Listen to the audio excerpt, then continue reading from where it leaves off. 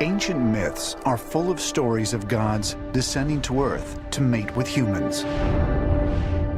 According to many sources, including Norse mythology, Greek mythology, and even the Bible, we have the stories of these sons of God or actual gods from Mount Olympus or Valhalla, and they're coming to Earth. They find the daughters of men attractive. According to ancient texts, the fallen angels not only physically mated with the women of Earth, they produced offspring. The Nephilim, a race of giants, similar to those portrayed in the story of David and Goliath. I pretty much agree with how they start off here. There are many texts from all around the world that do seem to be speaking of the same thing. I also think that because of the eerily similar themes in these accounts, it's not wise to dismiss them altogether as a common idea that you would expect independent cultures to invent.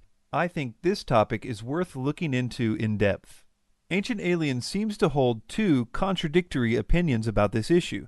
On the one hand, they seem to be clear that they believe that extraterrestrials came to Earth in the ancient past and had sexual relationships with human women because they found them attractive. Ancient texts talk about the fact that whoever visited the Earth in a remote past, these gods, thought that Earth women were quite beautiful. So in many occasions, we find stories where those visitors essentially mated with Earth women. It was misinterpreted, misunderstood as something divine that came here. They were flesh and blood extraterrestrials.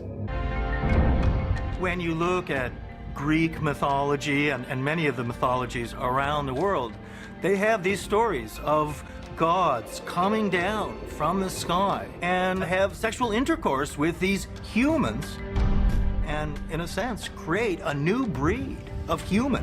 When all these encounters happened, and when women slept with those gods, which can be found in multiple texts all around the planet, that those women actually had sex with extraterrestrials, not with gods, because gods do not exist.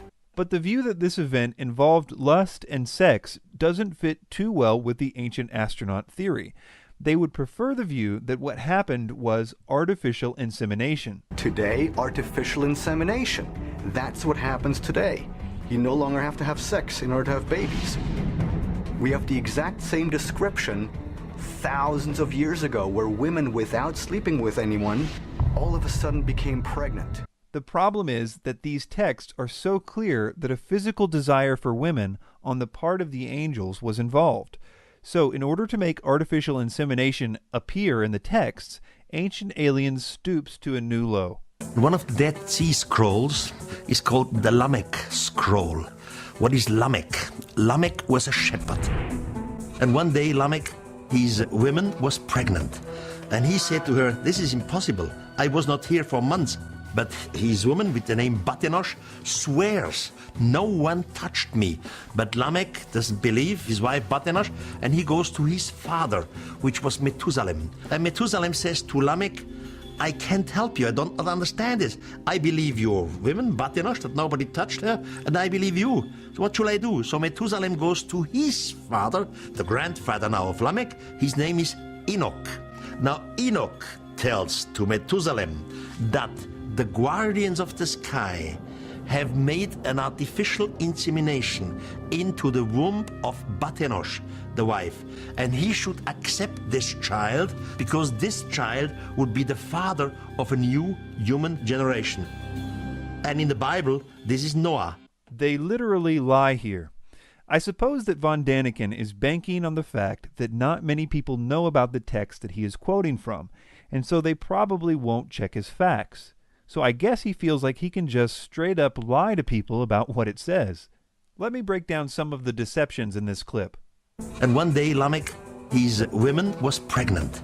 And he said to her, "This is impossible. I was not here for months." The first big lie here is the idea that the reason Lamech doubted that Noah was his son was because he wasn't there for months. when the text clearly explains that the reason he doubted whether Noah was his son was because of the way Noah looked. Von Daniken just inserts, I was not here for months. I guess to make it seem like it couldn't possibly be Lamech's son, which is very deceptive, especially considering that in the text, Bathanash, his wife, actually reminds Lamech of the day they conceived the child. And if you think that's deceptive on the part of Von Daniken, you haven't seen anything yet.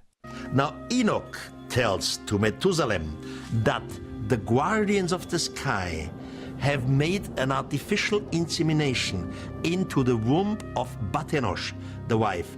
This is unbelievable. In the text, Enoch actually says the opposite.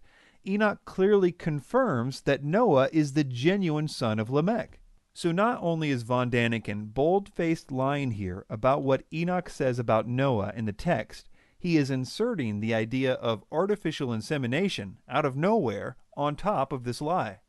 So you can see that one of the main founders of the ancient astronaut theory has absolutely no problem lying in order to make the crucial link that they need between the Nephilim and artificial insemination in ancient texts.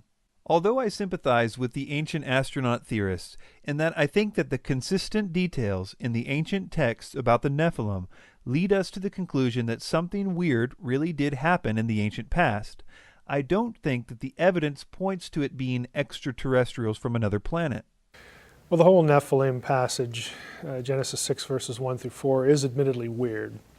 It's one of those go-to weird passages in the Bible that seems to come up, especially among people who would really resist or not have a supernatural worldview.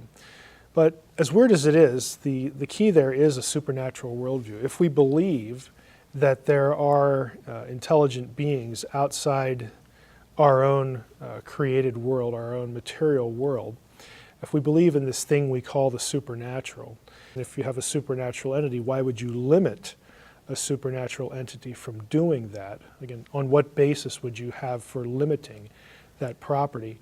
If you're going to allow for that, then this idea of being able to mingle with human flesh on some level or in some way proceeds from those assumptions. I think that we've already seen that they are being deceptive with the evidence that they present, but I also think that they are being deceptive with the evidence they are not presenting. For example, in many ancient texts, from the ancient Near East to the ancient Americas, this hybrid or Nephilim event is spoken of in conjunction with a great flood. These stories, with slight variations, describe the flood coming because the hybridization was against the Creator's will. Hey, there's flood stories in all these other ancient cultures, and look at that, so it must be, again, some collective memory and whatnot. And that's legitimate, but the problem is a lot of those same sources, those same apologists will conveniently, for one reason or the other, forget to include a lot of the other details that come along with those comparative flood stories. And one of those would be things like cohabitation or some sort of interaction between the divine world and the human world that results in or produces, kind of strange offspring like the Nephilim. It's complex and pretty strange, but it's consistent, and it is a story that many diverse cultures have passed down to their descendants. They really believed that this unnatural union produced giants. But again, because the consistent stories of the ancient cultures conflict with the ancient astronaut theory, they literally just throw out the evidence.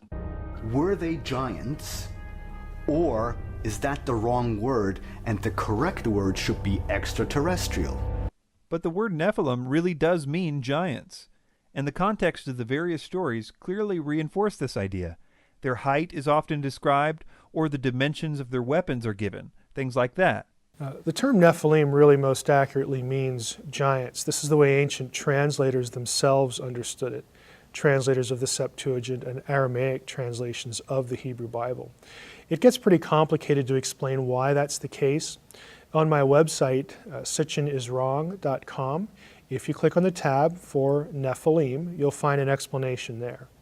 Part of the main problem, in my opinion here, is the differences in the definition of the word angel according to the ancient texts versus the definition according to modern pop culture. If you wanted to determine what an angel was using the Bible or other Near East text alone, you would conclude that they have fully functional bodies.